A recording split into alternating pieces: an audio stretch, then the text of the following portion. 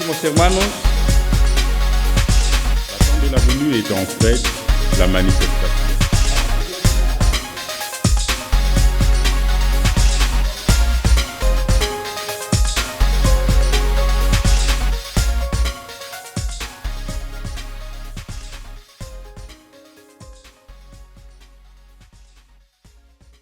Bonjour à tous et à toutes et bienvenue, c'est le mercredi des Dominicains. En premier, nous revenons ce mercredi pour une autre édition de notre émission et aujourd'hui nous consacrons notre édition à Saint-Dominique. Saint-Dominique, pourquoi Saint-Dominique et cette édition? Parce que nous sommes dominicains, mais également parce que nous célébrons ce 8 août la Saint-Dominique. Et pour parler de Saint-Dominique justement, nous recevons sur ce plateau le frère Joseph Assana, qui est dominicain. Bonjour frère Joseph. Bonjour. Et bienvenue sur ce plateau du mercredi des Dominicains.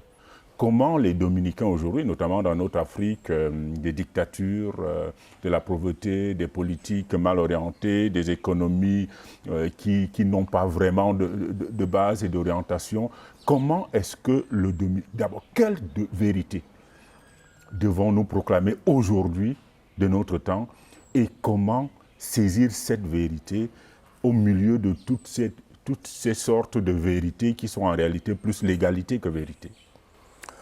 Oui, justement, il faut comprendre déjà que ce n'est pas le monde qui doit transformer le dominicain. C'est le dominicain qui doit transformer le monde à travers la vérité. La vérité, c'est Jésus-Christ. Il faut tout simplement retourner à l'évangile. Tout simplement. Et c'est de ça qu'il est question. Alors, le dominicain aujourd'hui doit proposer au monde l'évangile de Jésus-Christ. Mais il y a aussi une réalité qui est là. Il faudrait qu'il y ait adéquation entre ce qu'il prêche, ce qu'il annonce et ce qu'il vit et sa sainteté de vie. Parce que c'est ça, le monde a besoin de témoins. Alors, est-ce que nous sommes réellement des témoins? On pourrait bien prêcher, ça c'est vrai. Mais les gens attendent aussi de voir, est-ce que nous vivons l'évangile? Est-ce que nous vivons ce que nous prêchons? Voilà le grand défi majeur du dominicain, qu'il y ait adéquation entre sa vie et ce qu'il annonce. Ça, c'est de un. Et de deux, justement, le dominicain aussi doit pouvoir œuvrer pour transformer les mentalités. Vous voyez, je vais prendre un peu cette petite image. Au jardin d'Éden, le serpent, habité par l'esprit du malin, qu'est-ce qu'il fait? Il inocule tout simplement le venin du mensonge chez l'homme et ça a produit des effets. C'est de pouvoir inoculer chez tout être humain, chez toute personne vers qui le Seigneur l'envoie, tout simplement le nectar de la vérité pour que ce nectar, une fois imprégné, entre dans le corps de l'individu, puisse transformer la vie de l'individu pour que nous ayons des effets positifs. Donc si aujourd'hui on assiste à tout ce que nous avons comme guerre, contre-vérité et autres, je pense que quelque part il y a aussi eu un problème de formation à la base. Et c'est là où le dominicain devrait pouvoir travailler à la base pour que les nouvelles générations qui vont grandir puissent se grandir avec le nectar de la vérité. Alors, une des problématiques en Afrique, et vous l'avez cité, c'est les questions politiques. Évidemment, en tant que prêcheurs, nous parlons à tout le monde, mais nous parlons aussi aux politiques. Est-ce que vous n'avez pas le sentiment de temps en temps que nous parlons beaucoup trop au peuple et un peu moins aux leaders? Est-ce qu'il faut davantage parler aux leaders et qu'est-ce qu'il faut leur dire en Afrique aujourd'hui? Voilà, encore une fois, notre modèle c'est Jésus-Christ. Il est venu pour les malades et les pécheurs. Et ça, on les retrouve sur toutes les classes sociales. Lorsque nous ouvrons nos chapelles au public, il n'y a pas une catégorie de personnes pour qui ces chapelles sont ouvertes. Elles sont ouvertes à tout le monde.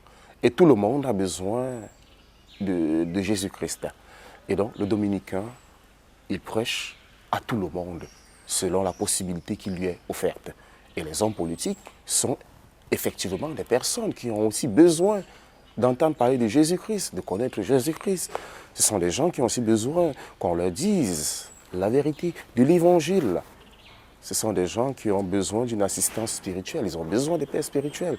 Alors, à moins qu'ils soient réticents à la présence, à l'accompagnement des frères dominicains, il n'y a aucun problème pour qu'un frère dominicain accompagne ses hommes. Bien au contraire, avec la lourde tâche qui est la leur, avec toutes les différentes convoitises qu'ils subissent, avec toutes les tentations qu'ils voient, je pense que plus que jamais, ils ont besoin de l'assistance des frères, des pères. Et donc, voilà, le dominicain ne peut pas se dérober à cette tâche. Il n'y a pas une classe sociale favorite pour les dominicains. Nous allons tous vers tout le monde, vers où le Seigneur nous envoie. Une fois qu'on a abordé toutes ces questions, et vous l'avez bien dit dans une de vos réponses, être dominicain, c'est aussi être témoin. Alors aujourd'hui, comment être témoin à la suite de Saint-Dominique, témoin du Christ, à la suite de Saint-Dominique en Afrique? Oui, justement, un dominicain, ce qu'il devrait faire, c'est d'être miséricordieux. Vous savez, de son étymologie latine, la miséricorde, c'est ce cœur-là qui brûle, qui est enflammé, qui brûle parce qu'il a envie de brûler la misère qu'il rencontre. Brûler cette misère pour l'éradiquer. Et c'est ça que l'attitude que devrait avoir le dominicain, chercher à éradiquer la misère. Alors il s'agit de savoir de quelle misère il est question, de quelle misère est-ce qu'il doit combattre. Et justement, comme j'ai eu à le dire, nous faisons face à la misère spirituelle. Il y a une crise spirituelle réelle. Il y a une crise économique réelle. Comment est-ce que le dominicain doit répondre à ces questions-là?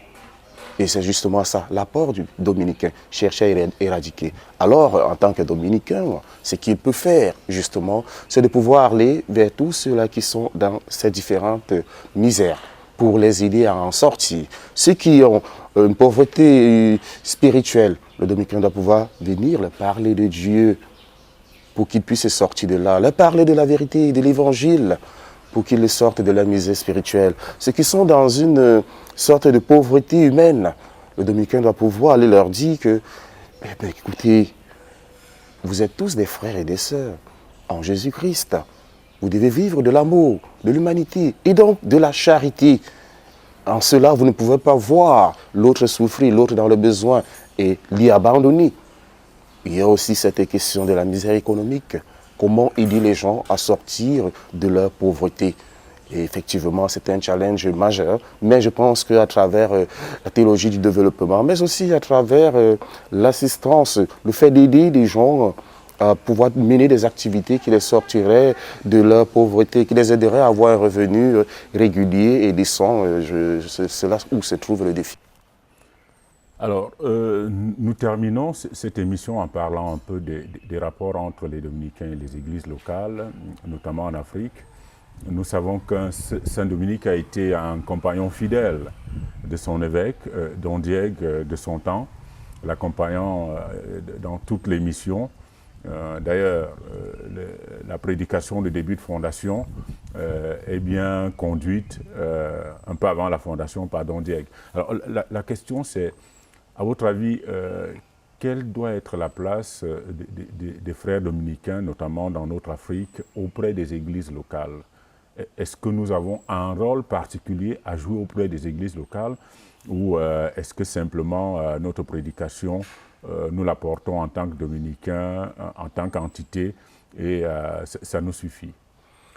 Oui, les dominicains n'évoluent pas en vase clos. Effectivement, nous sommes sur le territoire d'une église locale et ce que les dominicains font en commun avec l'église locale, c'est notre collaboration. Nous collaborons avec l'église locale. Lorsque nous implantons quelque part, nous signons des conventions avec les évêques des lieux et justement les évêques nous assignent des missions. Ou alors nous proposons un peu notre forme de prédication à ces évêques et les évêques nous donnent tout simplement leur ligne, je pourrais dire ligne éditoriale. Voilà, ils nous donnent tout simplement quel est le plan pastoral et nous entrons justement dans l'esprit de l'évangélisation de l'église locale en apportant tout simplement notre touche. Mais toujours est-il que nous sommes en collaboration avec les autorités de l'église locale. Nous appartenons à l'église. Voilà, merci frère Joseph. Saint-Dominique vu d'ici, d'Afrique, d'où nous sommes dominicains. Saint-Dominique, s'il était de notre temps, que font les dominicains dans ce temps-ci et comment devraient-ils le faire? Le sujet n'a pas été épuisé, bien au contraire. Ces émissions servent juste à vous donner envie de réfléchir sur ces questions qui sont essentielles à la fois à notre vie dominicaine et à votre vie de chrétien. Merci à tous et à chacun de nous avoir suivis. C'était le mercredi des Dominicains, c'était avec le frère Joseph Assana qui est frère dominicain. Il est journaliste de formation. Nous nous retrouvons très bientôt pour une autre édition. Ce sera le mercredi des Dominicains. It is not just any coffee. It is your wake-up coffee. Coffee, perfectly crafted with expertise and well known for its unique taste and aroma. It comes in capsules compatible with Nespresso domestic machines. We present you Cafe Com, a coffee that makes you fall in love with coffee all over again. Just a sip of it enlightens your day.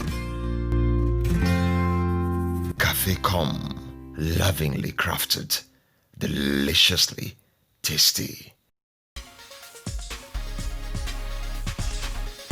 Amadísimos hermanos, la temps de la venue est en fait la manifestation.